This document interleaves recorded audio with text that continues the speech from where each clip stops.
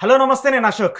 TDP, BJP, Janasena 3 పార్టీలు కలిసి రాబోయే ఎన్నికల్లో కూటమిగా పోటీ చేసి వస్తున్నాయి. దీనికి సంబంధించి ఇప్పటికే అభ్యర్థుల లిస్టు కూడా ఖరారైపోయింది. దానికి సంబంధించి టీడీపీ, జనసేనకు సంబంధించి అభ్యర్థులను కూడా ప్రకటించారు. ఇదే నేపథ్యంలో నిన్న పవన్ కళ్యాణ్ పిఠాపురంలో పోటీ చేస్తానని ఎప్పుడైతే ప్రకటించారో అప్పటి నుంచి టీడీపీ నేతల మధ్య ఆగ్రహ జ్వాలలు రేకెత్తాయి. పవన్ కళ్యాణ్ని మేమే ఓడిస్తామంటూ కూడా టీడీపీ నేతలు సవాల్ చేస్తూ ఉన్నారు. ఇక మరోవైపు టీడీపీ నుంచి సీట్లు ఆశించి భంగపడిన నేతలందరూ టీడీపీకి వ్యతిరేకంగా పనిచేస్తామంటూ చెప్తూ ఉన్నారు. టీడీపీ అభ్యర్థులు ఎవరైతే ఉన్నారో వాళ్ళని ఓడించి వైసీపీని గెలిపించేందుకు మేము కూటమిగా పనిచేస్తామని చెప్తున్నారు. ఈ అసమ్మతి సెగలు ఎంతవరకు కొనసాగే అవకాశం ఉన్నాయి, టీడీపీ, జనసేనకు ఇవి ఎంతవరకు నష్టం చేకూర్చే అవకాశం ఉంది? ఈరోజు ఇంటర్వ్యూలో ఇదే టాపిక్ మీద డిస్కస్ చేద్దాం. ఇంటర్వ్యూలో నాతో పాటు పార్టిసిపేట్ చేస్తున్నారు పొలిటికల్ అనలిస్ట్ జీవేలన్ చారి గారు. చారి గారు నమస్తే. ఈ పొత్తులేమో కానీ ఇద్దరి మధ్య చిచ్చులు మాత్రం బాగా పెరిగిపోయాయి. ఎందుకంటే సీట్లు తీసుకునేదాకా ఒక లెక్కగా ఉంది, సీట్లు ప్రకటించేలాగా ఇంకో లెక్కగా ఉంది. ఇప్పుడు ఈ ఇద్దరు పార్టీల మధ్య అసమ్మతి సెగ భారీగా పెరిగిపోయింది. ఎవరికి వాళ్ళు సీటు రాలేదని చెప్పేసి అసంతృప్తి నేతలు అందరూ చాలా విభేదాలు నిన్నంతా గొడవ రచ్చరచ్చ చేశారు. సో ఏంటి, ఇవి కూటమికి నష్టం కాదంటారా? అంటే గతంలో మనం ఆరని మంటలు, అగ్గి బరాట, గూఢచారి 116 ఇలాంటి టైల్స్ మనం చూసాం. రాజకీయంగా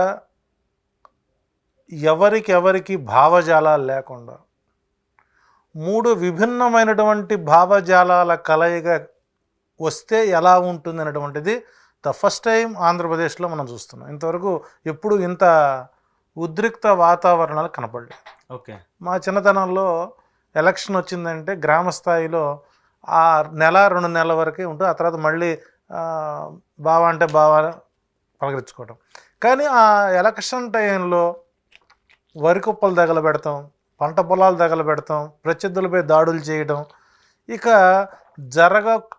జరగకూడనవన్నీ జరిపేవాళ్ళు. ఆ తర్వాత అంతా తూచాన్ని మళ్ళీ మర్చిపోయేవాడు. కానీ వన్స్ తెలుగుదేశం ప్రభుత్వం ఎన్టీ రామారావు గారి దగ్గర నుంచి తీసుకున్నప్పటి నుంచి గ్రామ స్థాయిలో రాజకీయ కక్షలకి ఆజ్యం పోసినటువంటి తొలి పార్టీ ఏదన్నా ఉంది అంటే మన తెలుగుదేశం పార్టీ అని చెప్పచ్చు.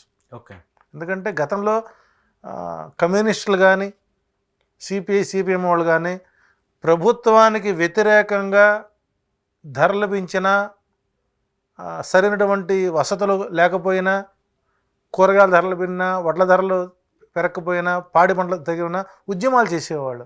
సో ఇప్పుడు రోడ్ల మీదకి ఉద్యమాలు చేయడానికి కూడా అనాసక్తి చూపుతున్నటువంటి కమ్యూనిస్ట్ పార్టీలు కూడా తెలుగుదేశం యొక్క వరలో ఇరుక్కోవడం, ఉదయాన్నే మొహం కడుక్కొని మెడలో ఎర్రకండ వేసుకోవడం, ఆయన పక్కన కూర్చొని ప్రెస్ మీట్లో మాట్లాడేటువంటి భావజలంగా వాళ్ళు వచ్చారు. సో ఓవరాల్గా ఆంధ్రప్రదేశ్ ప్రస్తుతం గత వారం రోజుల నుంచి అగ్నిగుండంగా మారింది. అందుకు కారణాలు చూసినట్టు మనం ఎండాకాలంతో పాటు ఈ సెగపోతు అనేటువంటిది ఎక్కువగా ప్రభావం చూపింది. ఓకే, సో ఇది కూడా ఒక రాజకీయమైనటువంటి కుట్ర కోణంగానే మనం చూడాలి. తాంబూలాలు ఇచ్చాం, తన్నుకు జావండి, ముహూర్తం పెట్టాం, కొట్టుకు జావండి. ఇది ఒక విభిన్నమైనటువంటి స్ట్రాటజీ. ఇది ఉదాహరణకి పవన్ కళ్యాణ్ తను ఏ పార్టీలో పోటీ చేయాలో, తాను ఏ స్థానం నుంచి పోటీ చేయాలో ఇంకా ప్రకటించుకునే దయనీయ స్థితిలో ఉన్నాడని మనమే చెప్పుకునే సందర్భంలో, సో ఆయన నిన్న ఏదో మంచి రోజునో లేకపోతే అతను అనుకూలమైన దినమనో, మొత్తానికి 21కి 3 అనుకూలించింది కాబట్టి, బుధుడు అనుకూలించాడు కాబట్టి ఇక ఆయన పిఠాపురం ప్రకటించారు. అప్పటి వరకు పిఠాపురంలో కొన్ని కోట్ల రూపాయలు వెచ్చించి ప్రజలకు అందరికీ సర్వీస్ చేసుకుంటూ గత 10 సంవత్సరాల నుంచి చేస్తున్న వర్మకి ఈ రోజున చంద్రబాబు నాయుడు మొండి చేయి చూపడం, అక్కడ అనూహ్యంగా పవన్ కళ్యాణ్ ప్రకటించడం, అక్కడ ఫస్ట్ టైం పిఠాపురం డిస్టర్బ్ అయింది. ఎప్పుడు కూడా ఆ స్థాయిలో మనం పిఠాపురం చూడలేదు. ఒక పక్కన గతంలో ఇదే పవన్ కళ్యాణ్ గారు కాకినాడ నడిబొడ్డులో నుంచొని ద్వారంపూడి చంద్రశేఖరరావుని తిట్టకూడని తగిన తిట్లకు మించి తిట్టి నడి బజార్లో గుడ్డలు ఎప్పదీసి నేను తిప్పుతాను, నీ మీద నేను పోటీ చేస్తానన్నటువంటి వ్యక్తి. మరి కాకినాడ ఇంతవరకు ఎవరికి కూడా కాకినాడ అర్బన్ ఇంతవరకు ఎవరికీ ప్రకటించలేదు. మరి నీకు అంత దమ్ము ధైర్యం ఉన్నవాడివి చక్కగా కాకినాడ రూరల్లో అర్బన్లో పోటీ చేసి ఆ ద్వారపూడి చంద్రశేఖర రెడ్డిని మరి గొడ్డలి పరిస్థితి తిప్పచ్చు కదా నీకు దమ్మున్నప్పుడు.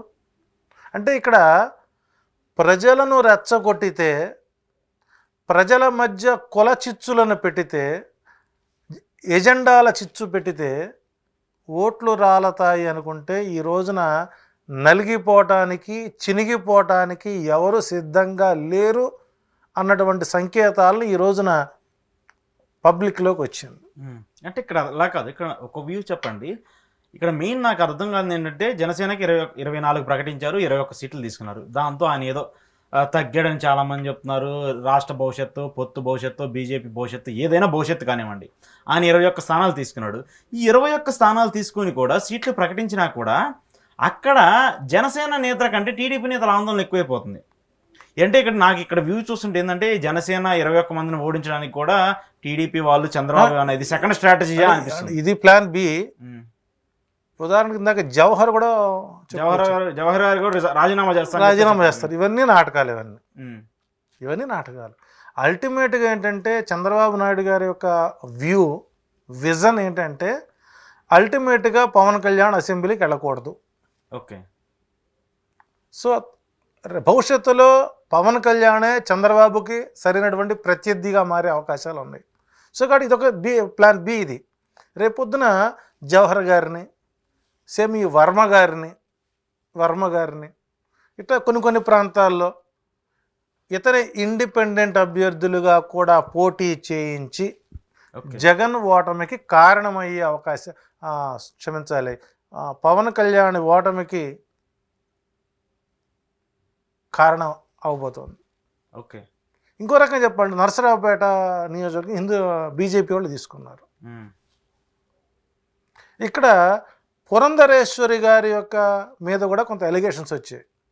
ఆమె ఏం చెబుతుందంటే, నేను బతిమిలాడో బామాలో బంధుత్వం కోసం ఈ నానా సంకల నాయకు నేను ఆ బీజేపీ దగ్గరికి తీసుకెళ్ళి కూర్చోబెట్టాను. ఇప్పుడు డైరెక్ట్ పార్టీ ఈయన ఏకమై చివరికి మాకు సంబంధం లేకుండా వాళ్లే ప్రకటించుకుంటూ వాళ్లే క్యాండిడేట్లను పెట్టుకుంటున్నారు అన్నటువంటి దయనీయ స్థితి, ఒక రకంగా చెప్పిన కన్నేళ్ల పర్యంతమైనటువంటి సంఘటన నిన్న మనకు జరిగినట్టుగా మనకు తెలుస్తుంది. సో ఓవరాల్గా ఏంటంటే అల్టిమేట్గా ఈ 21 స్థానాల్లో కూడా పవన్ కళ్యాణ్ని తనను తాను గెలిపించుకోలేడు, ఎదుటివారి యొక్క ప్రోద్బలంతో గెలవలేని పరిస్థితి. టోటల్గా ఏంటంటే జనసేన 0 పాయింట్ తీసుకొచ్చే పరిస్థితి కనపడు. చివరికి జనసేన ఎలక్షన్ నుంచి బాయ్కాట్ కూడా చేసే పరిస్థితి తీసుకొస్తారు.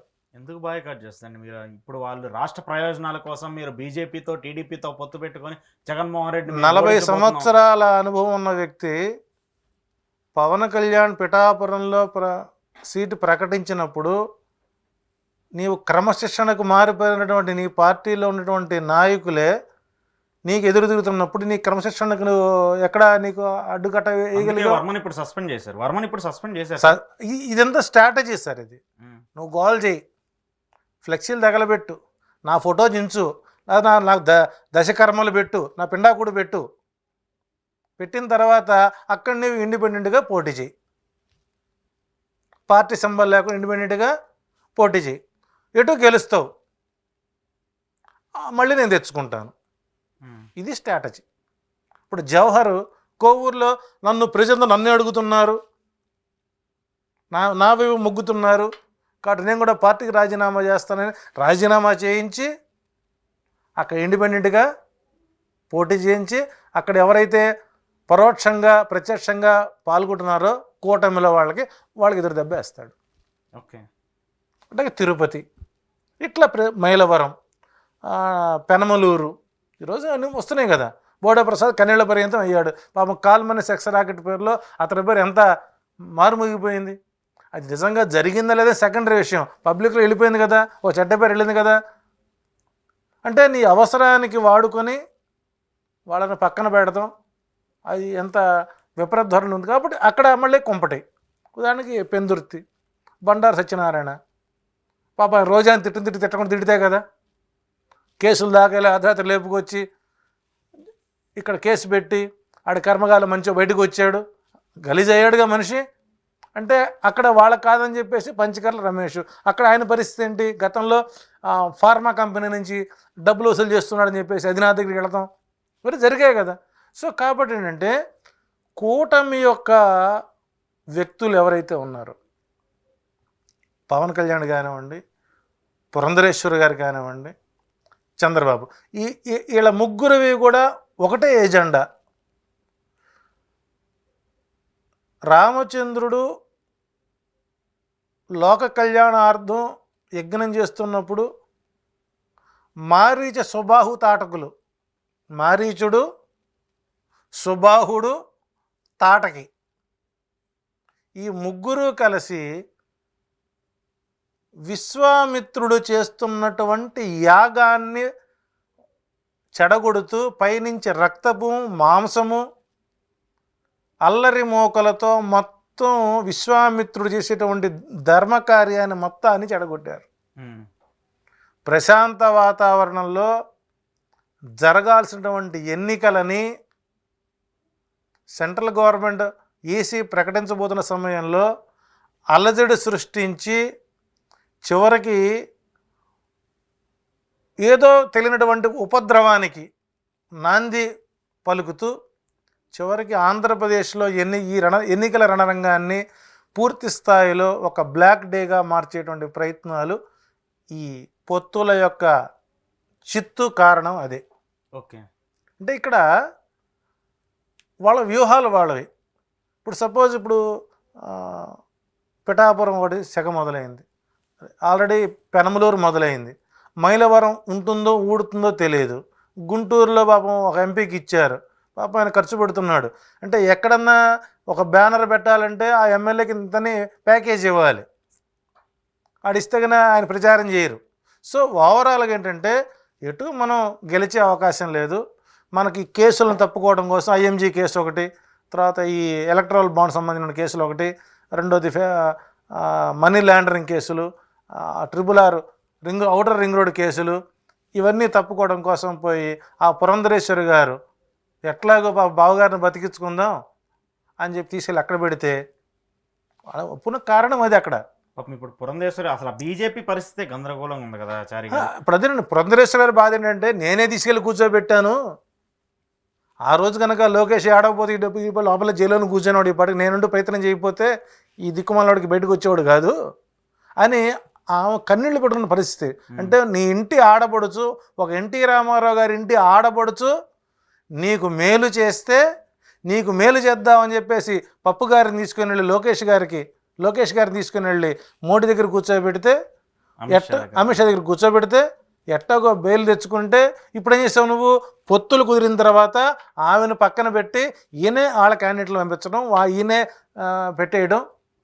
ఏదైతే ఏముంది ఇప్పుడు గుర్తు మీద ఉదాహరణకి ఏలూరు ఉంది, ఏలూరులో ఒక ఆయన బీజేపీ ఎంపీ ఆస్పిరెంట్ 15 ఏళ్ళ నుంచి తిరుగుతున్నాడు. ఇప్పుడు ఆయన అక్కడ సుజనా చౌదరి దించుతున్నారు. అంటే ఇక్కడ మీకే సరైనటువంటి అవగాహన లేనప్పుడు ఇక ఓటర్ మీ వైపు ఎలా చూస్తాడు? ఇప్పుడు ఓటర్ ఎప్పుడు సంస్కారవంతుడేనండి, ఓటర్ ఎప్పుడు విజ్ఞానంగానే ఉంటాడు. మనకు ఎవరు మేలు చేశారు, ఎవరు మేలు చేయబోతున్నారు. నిన్న కొత్త అంశం ఇంటర్మీడియట్ అవ్వగానే లోన్లు ఇప్పిస్తాను, బ్యాంక్ లోన్లు ఇప్పిస్తాను, మిమ్మల్ని చదివిస్తాను అంటే చివరికి ఎటువంటి స్థాయికి దిగజారినటువంటి ఆయన ప్రజెంటేషన్స్ ఉన్నాయో అంత స్థాయిలో దిగజారిపోతున్న పరిస్థితి కనబడుతుంది. సో కాబట్టి ఇక్కడ ఆంధ్రప్రదేశ్లో ఎవరూ ప్రశాంతంగా లేరు. ఎవరినెవరు కత్తులతో పొడుచుకుందామా, ఎవరినెవరు పతనం చేసుకుందామా, ఎవరినెవరు ఓడించుకుందామా, మనకు మనమే ఓడిపోదామా అనేటువంటి ఈ కుంపటి ఎప్పుడైతే మొదలైందో వాళ్ళకే తలకాయలు బొప్పి కట్టి ఫస్ట్ టైం ఆంధ్రప్రదేశ్ చరిత్రలో అసమ్మతి సెగలు చంద్రబాబు మీద రావడం ఇది చాలా ఫస్ట్ టైం ఈ రకంగా రావడం. ఓకే, ఇప్పుడు గతంలో వీళ్ళే అన్నారు ఈ ఊరు చెత్త తీసుకెళ్ళి ఆ ఊరు వేస్తే బాగుంటుంది. మరి గంటా శ్రీనివాసరావు నీ దృష్టిలో చెత్త, ఈ చెత్త తీసుకెళ్ళి పక్క జిల్లాలో పడేస్తున్నారు, మేమన్నా కాస్త అదే జిల్లాలో మార్చుకున్నాం. మరి ఈ చెత్త ఆ ఊరు పోగానే అది ఏమన్నా బంగారం అవుతుందా? మీరు అన్నమాట కదా ఇది. సో కాబట్టి ఇక్కడ నేను గతంలో మనం ఇక్కడ చెప్పుకున్నాం, గంటా శ్రీనివాసరావు గారు వైసీపీలో చేరినా తెలుగుదేశంలో చేరినా ఆయన గెలిచే అవకాశాలు లేవు, బహుశా ఆయనకి ఏ ప్రాంతంలో కూడా సీటు రాదని మనం ఇక్కడి నుంచి చెప్పుకున్నాం. సో ఇక్కడ భావజాలాలు, భావ వ్యక్తీకరణ, ఒకరినొకరు కడుపులో కక్షలు పెట్టుకొని పవన్ కళ్యాణ్ ఓడించాలని చంద్రబాబు నాయుడు, వీళ్ళిద్దరిని కాదని అడుగు ముందుకెద్దామని బీజేపీ, ఈ మధ్య కొత్తగా ఇంకో సీ వాటర్ తీసుకొచ్చారు. సీ వాటర్ అంటే చంద్రబాబు గారి ఓటర్ సర్వే. ఎందుకు ఇప్పుడు వైసీపీకి అనుకూలంగా వస్తే అంటే అట్ట కాదు, అనుకూల సర్వే, సరే వైసీపీకి ఇక్కడ అవి వేరే సర్వేలా. ఇప్పుడు గెలుస్తారా గెలవడం సెకండరీ విషయం అండి. సీ వాటర్ సర్వే ఉంది, దీని వెనక ఎవరున్నారో మనకు తెలుసు. ఎవరన్నా చెప్పండి. అది చంద్రబాబే ఉంటాడు. చంద్రబాబు రెండు సీ వాటర్ 2019లో లెక్కలు తెప్పాయిగా. చెప్పండి ఎన్ని ఇచ్చారు? 2019లో టీడీపీ విజయం సాధిస్తూ సర్వే ఇచ్చింది, కానీ ఆ స్థానంలో మన వైసీపీ అధికారం సాధించింది. 2019లో జరిగినటువంటి ఎలక్షన్స్లో వాడు ఇచ్చినటువంటి సెగ్మెంట్స్ నవంబర్ మధ్యలో మధ్యప్రదేశ్, ఛత్తీస్గఢ్ రాష్ట్రాలు జరిగే ఎన్నికల్లో సీ ఓటర్ అంచనా గల్లంతైనాయి. అట్లాగే టైమ్స్ లాంటి కంపెనీలు ఏవైతే ఉన్నాయో జాతీయ మీడియా సంస్థ నిర్మించినటువంటి సర్వేలు కూడా వైసీపీ కలిసి అంచనా ఇస్తుంది. సో ఇక్కడ మొన్న 2023లో జరిగినటువంటి దాంట్లో కూడా మధ్యప్రదేశ్, రాజస్థాన్ ఈ ప్రాంతాల్లో కాంగ్రెస్ స్వీప్ చేస్తుందని సర్వే ఇచ్చింది. సో కాబట్టి అండి ఇక్కడ ఒక సర్వే సంస్థ ఒక నియోజకవర్గంలో నుంచి కానీ జిల్లా నుంచి సుమారు 2 నుంచి 3 శాంపిల్స్ తీసుకుంటే కానీ మనకు బయటకు రాని పరిస్థితి ఉంది. సో సీ వాటర్ సర్వే మరి ఆ ఒక్క ఛానల్ వేసారు, మరి మిగిలిన ఛానల్ ఎందుకే లేదండి?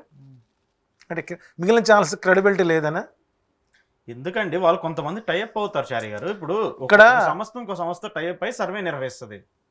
నిజమే, అదే సార్. కాబట్టి ఎవరైతే టైఅప్ అయ్యారో ఆ ఛానల్లోనే వచ్చినాయి అవి, ఇంకెక్కడ రాలేదు. మరి మిగిలిన సర్వే అందరూ వేస్తున్నారుగా. అంటే ఇక్కడ ఏంటంటే సర్వే మాకు అనుకూలంగా ఉంది, పబ్లిక్ మాకు అనుకూలంగా ఉన్నారు, మాదే రాజ్యం కాబట్టి మేము హుండీలో ఓపెన్ చేసాం, మీరు దక్షిణలో వేసి మీరు సహజంగా మనం మా దగ్గరికి వచ్చి మొక్కండి, దక్షిణ హుండీలో వేయండి, మీ సీటు మీరు చూసుకోండి. అంటే ఈ పొత్తుల యొక్క ఎజెండాలో రాష్ట్రంలో వీళ్ళు ప్రైవేట్ బ్యాంక్స్ ఓపెన్ చేశారు. ప్రైవేట్ బ్యాంక్ ఓపెన్ చేసి మీరు ఎంత ఫండ్ ఇవ్వండి, మీరు ప్రచారం చేసుకోండి. ఈ యువగళం పాదయాత్రలో ఆయన కొంతమంది దగ్గర ఆయన హామీ ఇచ్చారు. ఇంకా భువనేశ్వర్ గారు ఆమె కొంతమందికి వాగ్దానం చేసినట్టున్నారు నిజం గెలవాలనే దాంట్లో. మళ్ళీ ఈయన ఇదే కరమరా బాబు అని చెప్పి ఈయన కొంతమంది ప్రచారం చేస్తున్నాడు.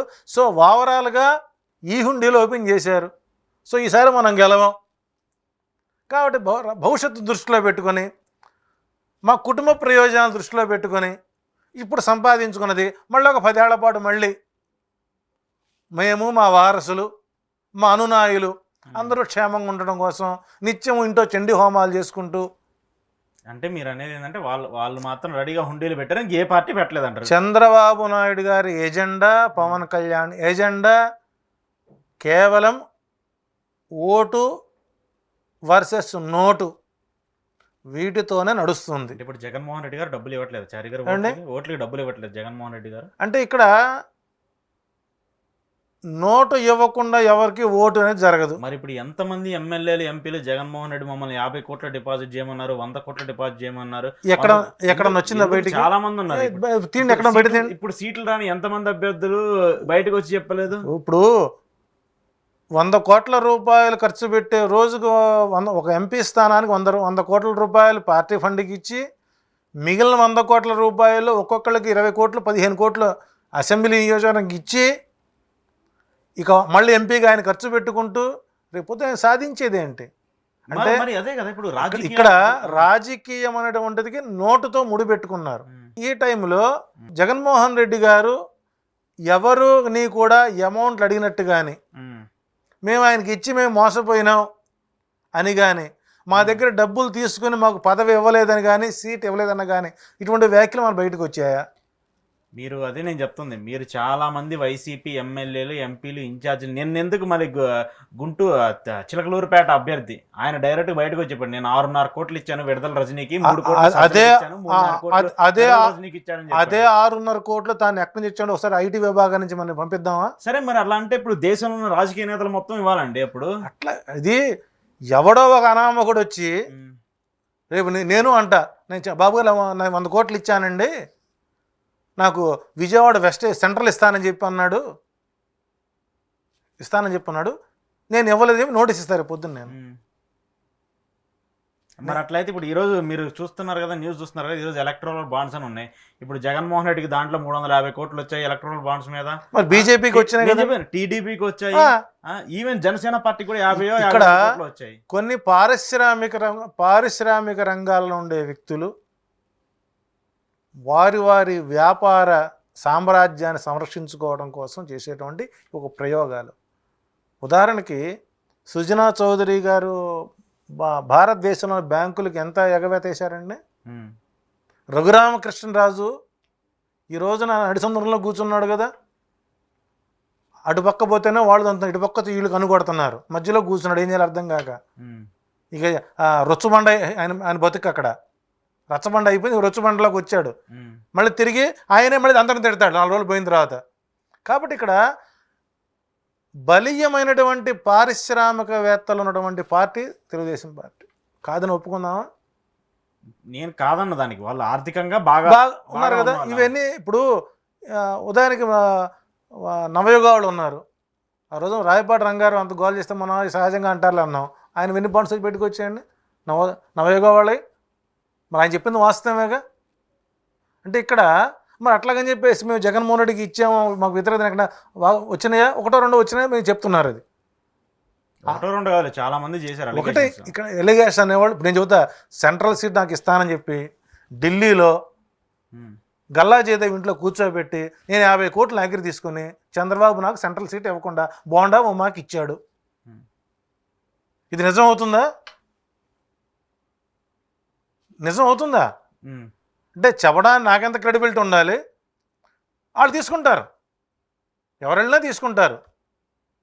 కాబట్టి ఇక్కడ ఈ రోజున ఆంధ్రప్రదేశ్లో ఉన్నటువంటి ఈ వాతావరణానికి పూర్తి స్థాయిలో తీసుకొచ్చిన వ్యక్తులు ఎవరండి? వాళ్ళిద్దరు కాదా?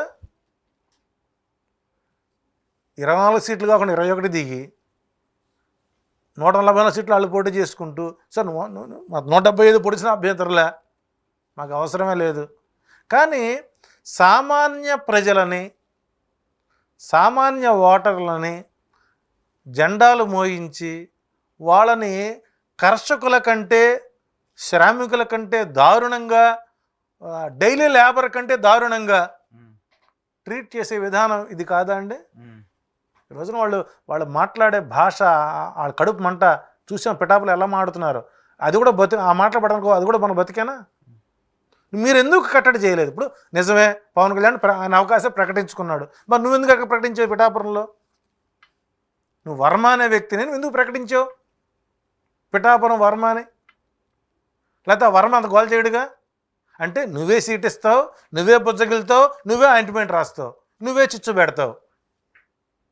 అంటే ప్రభుత్వం గద్దెనెక్కడానికి ఎన్ని రకాలైనటువంటి తరుణోపాయాలు ఉన్నాయో, అంటే అది ప్రజాహితం కోసం చేసేటువంటి ప్రణాళికలు అంటారా, ప్రజలను భయభ్రాంతం చేయడానికి కూడా ప్రయత్నం అంటారా? కాబట్టి ప్లాన్ బి ఉంది, ప్లాన్ సి కూడా ఉంటుంది. ప్లాన్ సి ఏంటంటే సెకండ్ క్యాటర్లో పిలుచుకుంటాడు, పిలుచుకొని నీకు ఎంత ఇస్తా, నువ్వు అక్కడ మాట్లాడుకో, నేను చూసుకుంటా ఏదైనా ఉంటే. అంటే చివరికి ఈవీఎం బూతులను కూడా క్యాప్చరింగ్ చేసే పరిస్థితి దిగజారుతారు వీళ్ళు. అంటే ఆయన పోల్ మేనేజ్మెంట్లో ఆయన దిట్ట చంద్రబాబు గారు 100% అండి. అదేందో మొన్న ఈ 10 సంవత్సరాలుగా 6 సంవత్సరాలుగా పొత్తు లేని సమయంలో కొద్దిగా ఆలోచన మైండ్ తప్పి కొద్దిగా కొత్త ప్రయత్నాలు, ఈలో మన ఉత్తర కుమారుడు ఏదో పిచ్చి పని చేస్తాడు, జరగబోయేది అది.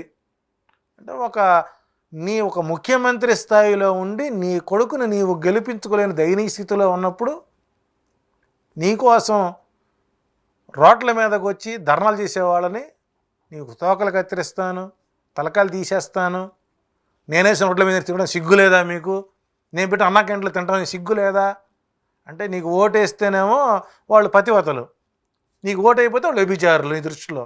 సో కాబట్టి నీచ నికృష్ట రాజకీయాలని ఈ పొత్తుల పేరుతో అంకురార్పణ చేసి ఆంధ్రప్రదేశ్ని అగ్నిగుండంగా మారుస్తున్నటువంటి పొత్తే ఈ దిక్కుమాల పొత్తు. సరే, ఈ దిక్కుమాలిందో ఏదైనా కానివ్వండి, అది మీకు దిక్కుమాలింది కావచ్చు, కానీ ప్రజల కోసం, వాళ్ళ పార్టీల కోసం వాళ్ళు చేయాల్సింది గ్రౌండ్ లెవెల్లో సిపిఎంఎం కలుపుకో, సిపిఐని కలుపుకో, బిఎస్పిని కలుపుకో, ఏసీపీని కలుపుకో, ఏబీసీ కలుపుకో, చివరికి షర్మిలను కూడా కలుపుకో, కాంగ్రెస్ కూడా కలుస్తుంది. బీజేపీ ఉన్నప్పుడు కాంగ్రెస్ ఎలా కలుస్తుంది? దాన్ని ఏముందండి, మా 2 కళ్ళు ఉన్నాయి, మాకు ఒక్కనాడు పెడతాం ఏమవుతుంది. కాబట్టి కాంగ్రెస్ కలుపుకున్నా వచ్చే నష్టమే లేదు. Public already decide, mind of decide, అందుకు సమస్య ఏం లేదు. కాకపోతే ఏంటంటే భయభ్రాంతులను గురి చేయటం, చివరికి మీరు చేసేటువంటి ఈ భయానక వాతావరణం అది రేపు మీ పాలిటీ శాపంగా మారి పోలింగ్ దాకా వెళ్లకుండా వెళితే గొడవలు జరుగుతాయి. కాబట్టి ఓటు అయిపోతే ఏం వచ్చే నష్టం ఏంటి అని ఓటర్ కనుక మౌనంగా కూర్చుంటే మీకు డిపాజిట్లు కూడా రాకుండా చేసే పరిస్థితి కనబడుతుంది. ఓకే.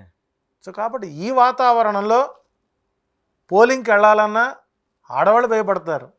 ప్రశాంతవాదం జరగాలి. గ్రామాల్లో గొడవలు మొదలవుతాయి, మళ్ళీ ఊసకోతలు మొదలవుతాయి. అంటే మీరు చెప్పేది ఎలా ఉందంటే, టీడీపీ వాళ్ళు మాత్రమే ఈ గొడవలు, జనసేన వాళ్ళు మాత్రమే గొడవలు చేస్తారు, వైసీపీ వాళ్ళు ఏం చేయరు. వైసీపీలో 75 మందిని మార్చారు. ఈ స్థాయిలో ఎక్కడన్నా సెగ తగిలిందా? మీరు ఆలోచించండి ఒకసారి. పెదకూరపాడులో రాత్రి పార్టీ ఆఫీస్ తగలబెట్టారు వైసీపీది. అది అవసరమా? పెదకూరపాడులో వాళ్ళు ఇప్పుడు రేపు పొద్దున మీరు తగలబెడితే ఏమంటారు, మీకు మీరు తగలబెడతారు. రేపు పొద్దున ఇది జరిగిన తర్వాత మీ పార్టీ ఆఫీస్ మీరే తగలబెట్టుకొని మళ్ళీ ఇటు వదిలేస్తారు. ఒకటే, ఒక డ్రామా కంపెనీ మొదలైంది, తెరెత్తారు, యుద్ధం చేస్తున్నారు, ఏదో రకంగా పబ్లిక్ని డైవర్ట్ చేయాలి. సో జగన్మోహన్ రెడ్డి ఇమేజ్ని డ్రాప్ చేయాలి, న్యూట్రల్ ఓట్ బ్యాంక్ని కొల్లగొట్టాలి. ఆ న్యూట్రల్ ఓట్ బ్యాంక్ ఆగిందనుకోండి, పోలింగ్ పోకుండా గుండు సున్నా అయిపోయా. అంటే కనీసం నీ వ్యక్తులని నీవు కంట్రోల్లోని పెట్టంటే ఆటోమేటిక్ ఆచరణ నీ చేయి కూడా దాటిపోయింది. తెలుగుదేశం పార్టీ మీ చేయి దాటిపోయి యువగళం చేతులు పడినప్పుడే నీ తెలుగుదేశం పార్టీ పతనంకి మీరే ఆద్యులయ్యారు. దాంతోపాటు ఈయన ఏం మాడితే నీకు అర్థం కాదు. ఆయన అరుపులు కేకలు చప్పట్లు, సీఎం అంటే కేంద్ర మంత్రినా అనే పరిస్థితి వచ్చింది. ఇంతకీ పిఠాపురం మండలంలో, పిఠాపురం నియోజకవర్గంలో ఎన్ని మండలాలు ఉన్నాయి, అక్కడ ఓట్ బ్యాంక్ ఎంత ఉంది, గ్రామ స్థాయిలో మరి 800 మంది కూడా లేరు. మనకు భీమవరం సర్వే చేయించుకున్నారు, అక్కడ గెలవరు అనుకున్నారు. గాజువాక అనుకున్నారు, సర్వే అయిపోయి అక్కడ గెలవరు అనుకున్నారు. మళ్ళీ పిఠాపురం వచ్చారు, పిఠాపురంలో గొడవ. అసలు నీ కోసం నువ్వు పవర్ స్టార్ అయినప్పుడు, నువ్వు మాట్లాడిన మాటలు కాకినాడ నడిబొడ్డులో జ్వాల రగిలించినప్పుడు చక్కగా అక్కడికి వెళ్ళి పోటీ చేయి. ఇద్దరు ఎవరోళ్ళు వెళ్ళిపోతారు కదా. ఇప్పుడు కాదండి, మీరు చెప్పేది ఎలా ఉంది? ఇప్పుడు పులివెందుల నుంచి జగన్మోహన్ రెడ్డి కుప్పంలో పోటీ చేస్తాడా? చంద్రబాబు నాయుడు కుప్పం వదిలి గాజువాకలో పోటీ చేస్తాడు. అని వాళ్ళు ఎక్కడ అనలేదండి. ఎవరికి తగ్గ కాన్ఫిడెన్స్. నువ్వు కాకినాడ నడిబొడ్డులో పిచ్చి కోతలు కూసింది పవన్ కళ్యాణ్, చంద్రబాబు నాయుడు, జగన్మోహన్ రెడ్డి. నేనే పోటీ చేస్తా, ఇక్కడి నుంచి నిన్ను గుడ్డలు పొత్తి బజార్లో పడేస్తా అన్నావు. చివరికి నీ గుడ్డలు కూడా తీస్తున్నారుగా ఇప్పుడు. కాబట్టి ఇక్కడ ఇప్పటికీ కూడా పవన్ కళ్యాణ్ తన వెనక ఏం జరుగుతుందో కూడా తాను తెలుసుకోలేని పరిస్థితిలో ఉండి అయోమయ పరిస్థితి అయిపోయి చివరికి బీజేపీ వాళ్ళ మాట కూడా వినకుండా ఈయన మాటలు నమ్ముకొని చివరికి చెప్పాడు, డైరెక్ట్ క్లియర్ గా చెప్పాడు, ఏమని పొత్తుల్లోకి నేను అనవసరంగా మధ్యలో వెళ్ళాను, మధ్యలో వెళ్ళటం వల్ల నాకు నష్టం జరిగింది, ఈసారి రాష్ట్ర ప్రయోజనాల కోసం వెళ్లాల్సి వచ్చింది, మరోసారి జరగదని చెప్పి. రాష్ట్ర ప్రయోజనాల కోసం ఆలోచించేవాడైతే ఇంకో రకంగా ఉంటుందండి. ఎలా ఉంటుంది? ఇంకో రకంగా ఉంటుంది. తాను బీజేపీతో పొడిచి ముందుకెళ్ళేవాడు, ఈ పోతూ ఈయన తీసుకెళ్తారండి అక్కడ దాకా. అదే ఆ జనసేన టీడీపీ కలిసి ఉంటే జగన్మోహన్ రెడ్డికి షేక్ వచ్చేది కాదా? ఇక్కడేం లేదు. వాళ్ళ ఎజెండా ఏమొచ్చిందంటే అంతటి బీజేపీ పార్టీ కూడా మా పొత్తులోకి వచ్చినట్టుగా ఫెయిర్ ఫీల్ లేకుండా చేయడం కోసమే చేసిన ఎత్తుగడ. ఇప్పుడు తెలియట్లేదు బీజేపీ మైండ్ గేమ్ ఏంటో ఆఫ్టర్ ఎలక్షన్ తెలుస్తుంది వీళ్ళకి. సో ఒకవేళ కనుక బీజేపీ కనుక పొత్తు లేకపోయినట్లయితే పవన్ కళ్యాణ్ అడి బజార్ వదిలేసి పోయి కాంగ్రెస్ పార్టీతో పొత్తు పెట్టుకునేవాడు. నోటా కంటే తక్కువ వచ్చినటువంటి పార్టీతో ఎవడన్నా పొత్తు పెట్టుకుంటారండి? ఇంకా నయం వీళ్ళకంటే కేఏ పాల్ బెటరు. అరే తమ్ముడు నీకెందుకు నువ్వు వచ్చేయి, మన 175 పోటీ చేస్తాం.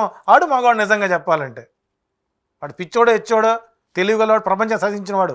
సో కొన్ని సందర్భాలు జీవితాలు పాడిపోతాయి. అతను 175 పోటీ అంటున్నాడు. ఆ ధైర్యం నీకు లేకపోయినా అంటే బూత్ మెంబర్లు ఉన్నారు, ఆయనకి ఓటు ఏజెంట్లు ఉన్నారా, పోటీ చేసి సిద్ధంగా లేడా? కాబట్టి ఏంటది, ఇక్కడ రాష్ట్ర ప్రయోజనాల కంటే స్వప్రయోజనాలనే ఎజెండాగా పెట్టుకొని మిమ్మల్ని నమ్ముకున్నటువంటి పార్టీ నాయకులని, పార్టీ కార్యకర్తలని, వాళ్ళ శ్రమని దోచుకొని చివరికి వాళ్ళ మీద దాడులు చేస్తూ, వాళ్ళ మీద కేసులు బనాయిస్తూ, చివరికి వాళ్ళ కుటుంబాలను అల్లకల్లోలం చేసేటువంటి ఎజెండా పెట్టుకుని వచ్చిన మీకు రాబోయే రోజుల్లో ఇంకొక 40 రోజుల్లో ప్రజలు మీరు రాజేసిన అగ్నికి ఉండాలని మిమ్మల్ని పడేసే పరిస్థితి వచ్చే పరిస్థితులు కనపడుతున్నాయి. సరిగా నిన్న ఒక 3 సర్వేలు వచ్చినాయి, 3 సర్వే రిపోర్ట్లు వచ్చినాయి. ఒకటి న్యూస్ 18 సర్వే, ఒకటి సీ ఓటర్ సర్వే, ఇంకొకటి నార్మల్ ఒక యూనియన్ చేసిన సర్వే. ఈ 3 సర్వేల్లో కూడా ఒకళ్ళు 18 పార్లమెంట్ సీట్లు కూటమికి వస్తాయని చెప్పేసి, కొంతమంది 16 వస్తాయని, కొంతమంది 20 వస్తాయని చెప్పారు. ఈ 3 చూస్తున్నప్పుడు ఎక్కడ మీకు డౌట్ రావట్లేదా నిజంగానే వీళ్ళ పొత్తు ఎక్కడన్నా ప్రభావం చూపే పరిస్థితి ఉందని? ఇక్కడ ఆకాశంలో కూర్చొని కార్పొరేట్ ఆఫీసుల్లో కూర్చొని చేసేటువంటి సర్వేలు కాదండి. గ్రౌండ్లోకి వెళ్ళినప్పుడు, ఆ ఓటర్లను కలుస్తున్నప్పుడు, నియోజకవర్గాలు ఉన్నటువంటి సమీకరణలు చూస్తున్నప్పుడు నిజమైనటువంటి స్ట్రాటజీ వస్తుంది. 18 స్థానాలు తగ్గకుండా వైసీపీ ఎంపీ స్థానాలు గెలుచుకుంటుందండి 18 వరకు. ఓకే. బీజేపీ అయితే ఒక్కడు కూడా రాదు, ఒక్క ఎంపీ కూడా రాదు. ఎక్కడ వస్తుంది చెప్పండి? ఏలూరు వస్తుందా? ఏలూరు మొహం ఎప్పుడైనా చూశాడు ఆయన? ఈ అందమైన మొహానికి చోటేస్తారా? అనకాపల్లి ఆయన ఎవరు తెలుసా? ఆయన మొహం చూసేస్తారా? అదేమంటే మోడీ అంటే ఎంతసేపు వాళ్ళ ముఖం పెట్టుకొని మన షాడో తెప్పితే ఇండివిజువల్గా మనం ఎదగాలంటే తాపత్రం అక్కడ లేదు. ఇప్పుడు మరి నిజంగా జగన్ చూసి ఓటేసినట్టయితే 175 రావాలిగా, కొంత చరిష్మ అనేది ఉంటుంది కదా. సో కాబట్టి ఇక్కడ బీజేపీకి ఆంధ్రప్రదేశ్లో ఒక్క ఎంపీ సీట్ రాదు. అసెంబ్లీ అయినా గెలుస్తారు మరి? అసెంబ్లీలో 2, 3 వస్తాయి. ఓకే. అది కూడా ఏంటంటే ఆ టీడీపీ క్యాండిడేట్ని సెట్ చేస్తున్నారు కాబట్టి. అందులో కూడా బీజేపీ పురంధరేశ్వరి బీజేపీ ఒకటి, విష్ణుకుమార్ రాజు బీజేపీ ఒకటి, 2 రకాలు వచ్చాయి. వాళ్ళు లెటర్ పెట్టారు, చూశారు కదా. చూసాను. అంటే పదవులు, ఆస్తులు, కేసులు కాపాడుకునేటువంటి వ్యవస్థలో వచ్చిన వ్యక్తులకి మనం పట్టం కడతామంటే అది మన దౌర్భాగ్యం. సో ఇప్పుడు ఏలూరు బీజేపీ ఆయనకి సీట్ ఇచ్చారు, గెలిస్తే ఎప్పుడన్నా వస్తాడా? ఆయన ఢిల్లీలో కూర్చుంటాడు. అనకాపల్లి మొహం చూడరు, అంత రఘురామకృష్ణరాజు చూడలేదు, నరసాపురం ఎట్లుంటుందో కూడా గెలిచిన తర్వాత. ఇప్పుడు మీ దృష్టిలో రఘురామకృష్ణరాజు టికెట్ ఇస్తారా? ఎవరెవరు? ఆయన స్వప్రకటిత ఎంపీ, ఆయనే ప్రకటించుకుంటాడు. 25 నియోజకవర్గాలు ఎక్కడైనా ప్రకటించుకోవచ్చు. నేను చెప్పాడు ఆయన, నేను బీజేపీ నుంచి నరసాపురం పోటీ చేస్తాను. ఏది మన పురంధరేశ్వరి బీజేపీ నుంచి, విష్ణుకుమార్ రాజు బీజేపీ నుంచా? ఇన్ని బీజేపీలు ఉన్నాయి, 2 ఉన్నాయి. ఇప్పుడు అదే కాదు గోల. చివరికి అందరూ పురంధరేశ్వరిని విడుతున్నారు. ఈమె దిశలు తగిలిచ్చిందా దిక్కుమాల తంట మనకిది? విష్ణుకుమార్ రాజు విష్ణురెడ్డి ఉన్నాడు, అతను రియాలిటీ కాదా? పార్థసారథి ఉన్నాడు, రియాలిటీ కాదా? వీళ్ళంతా ఏమైపోయారండి? ఇక్కడ రాజకీయ పార్టీల్లో గ్రౌండ్ లెవెల్ నుంచి కష్టపడిన వాడికి ఏ పార్టీ కూడా గుర్తించదు అనేది అర్థమైంది దీన్ని బట్టి. ఉదాహరణ మా బ్రాహ్మణ కార్పొరేషన్ ఉంది.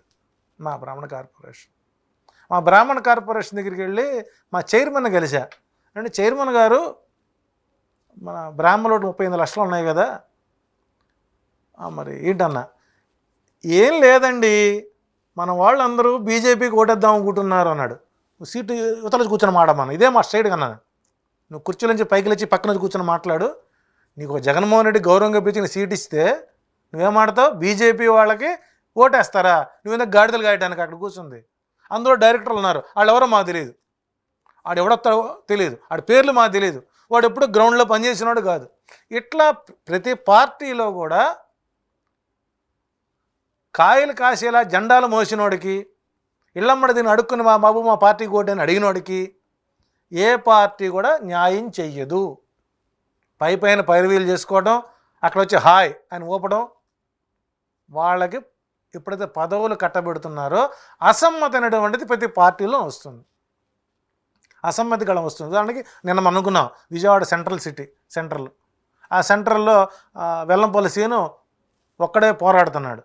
మొన్న ఆత్మీయ సమావేశం పెట్టాం. నీ సెంట్రల్లో ఆత్మీయ సమావేశం పెట్టినప్పుడు నీవు ప్రోటోకాల్ ప్రకారం నీ బ్యానర్ మీద నీ బొమ్మ వేసినప్పుడు మల్లాది విష్ణుకి ఇక్కడ రావాల్సిన అవసరం ఉందా లేదా ఈ పార్టీ ఆఫీస్కి? రాలేదు. అంటే నేనే గెలవాలి, నా స్థానం ఇంకోటి పోటీ చేయకూడదు.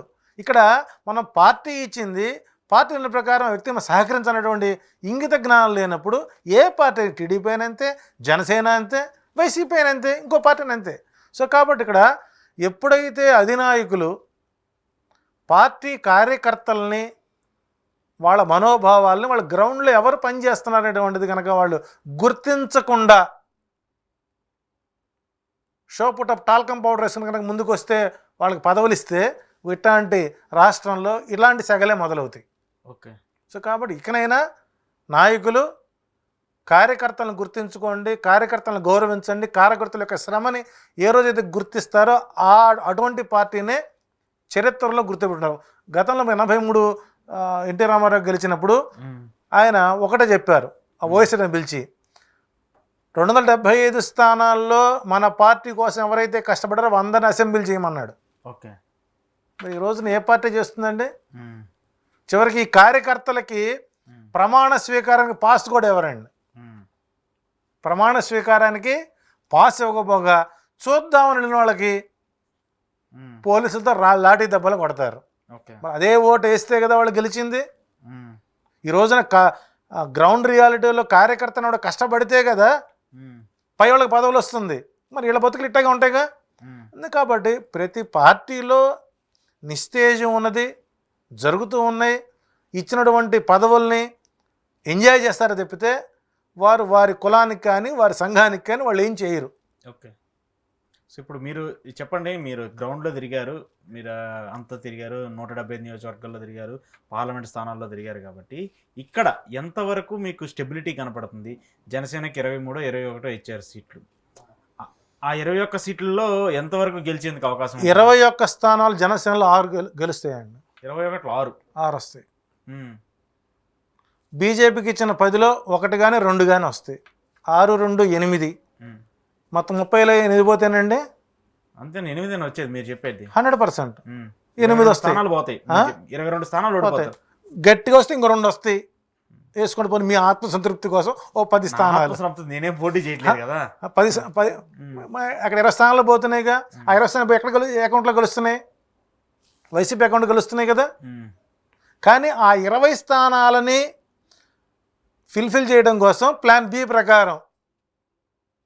ప్రకారం తెలుగుదేశం ఇట్లాంటి చెత్త స్ట్రాటజీని ఉపయోగించి చివరికి ఉభయ ప్రస్తుతం నేను చెడ్డా నువ్వు చెడ్డావు, కాబట్టి నేను సుఖంగా ఉండకూడదు, నువ్వు సుఖంగా ఉండకూడదు, అయితే అందరం అలరవుదాం అనే స్థితి తీసుకొచ్చారు. సో కాబట్టి ఇటువంటి ఈ గతంలో 2004లో కూడా మనం 2014లో పొత్తుంది, అప్పుడు ఇంత అల్లరి లేదుగా. అప్పుడు రాజకీయం వేరు, ఇప్పుడు రాజకీయం వేరు. కాబట్టి అంటే రాబోయే రోజుల్లో ఇంకా 40 రోజుల పాటు మనం ఎన్ని ఉదాంతాలు చూడాలో, ఎంతమంది ఆత్మహత్యలు చూడాలో, ఎంత ట్రోలింగ్స్ చూడాలో, అయ్యాక నా మీద ట్రోలింగ్ ఎంత వస్తుందో అన్నీ తెలుసు నాకు. So I'm ready to face. So మీరు చెప్పేది జనసేన 21 అభ్యర్థుల్ని 22 పార్లమెంట్ స్థానాలను ఓడించడానికి చంద్రబాబు నాయుడు గారే plan B or plan C కొంతమంది మనుషుల్ని ఆయనే రీప్లేస్ చేసి చేస్తున్నారు అనడానికి ఇది ఆయనకున్నటువంటి అతి గొప్ప విద్య. దాన్ని ఏమంటారంటే శల్య సారథ్యము అంటారు. ఓకే, శల్య సారథ్యం. ఏదో ఒక సారథ్యం. మీరు చెప్పేదాని ప్రకారం పాపం జనసేన వాళ్ళు ఏమైనా రియలైజ్ అయితే బాగుంటుంది. వాళ్ళు ఎవరు? వాళ్ళు పూర్తి స్థాయిలో పవన్ కళ్యాణ్ గారి మాయలో ఉన్నారు. పోనీ ఆ వచ్చేటువంటి ఓటర్లు ఏమైనా ఓటు హక్కు ఉందా? వాళ్ళ ఓటు హక్కులు ఉన్న వాళ్ళు చాలామంది ఉంటారు. తప్పదు ఇంకా. సో ఒకరి పక్కన నీ కమ్యూనిటీ నీకు యాంటీ అయినప్పుడు నువ్వు చేయగలిగింది ఏంటి? ఇప్పుడు ముద్రగడ గారు పొద్దున్న వైసీపీలో చేరారు. సో ఏంటి ఆ ఓట్ బ్యాంక్ ఏమైనా చేంజ్ అయ్యే అవకాశం ఉంటుందా? ఏదైనా వాళ్ళు కురువృద్ధులండి. రాజకీయాలు చవి చూసిన వ్యక్తులు, ఎత్తు పొలాలు చూసిన వాళ్ళు, తనులు తిన్నవాళ్ళు ఉంటుంది. ఇప్పుడు ఒక రకంగా చెప్పాలంటే ముద్రగడ పద్మనాభం గారు బీజేపీకి వెళ్ళినట్లయితే అద్భుత విజయాలు పొందేవాడు. పవన్ కళ్యాణ్ గారు బీజేపీకి ఆహ్వానించారు, కానీ అక్కడ చంద్రబాబు నాయుడు గారి ప్రోద్బలంతో పురంధరేశ్వరు అడ్డుకట్టేశారు. అంటే మేము బీజేపీ ఎదగకూడదుగా, ఎదిగితే మా బావగారు ఎదగాలి, లేకపోతే నేను ఎదగాలి. ఇంకో స్ట్రాటజీ చూడండి, ఈ పాలిట్ బ్యూరో సభ్యులు కొంతమంది సీట్లు ఇవ్వలేసారు. టీడీపీ పాలిట్ బ్యూరో ఇవ్వలేదు. అక్కడ ప్లాన్ బి స్ట్రాటజీ ఏంటంటే, ఒకవేళ భవిష్యత్తులో పురంధరేశ్వరి గారు టీడీపీని టేక్ ఓవర్ చేసుకోవటానికి కూడా భవిష్యత్తులో సిద్ధపడతారు. పురంధరేశ్వరి గారే తన తండ్రి స్థాపించిన పార్టీ. ఏంటంటే మా తమ్ముడు ఇటు పనికిరాడు,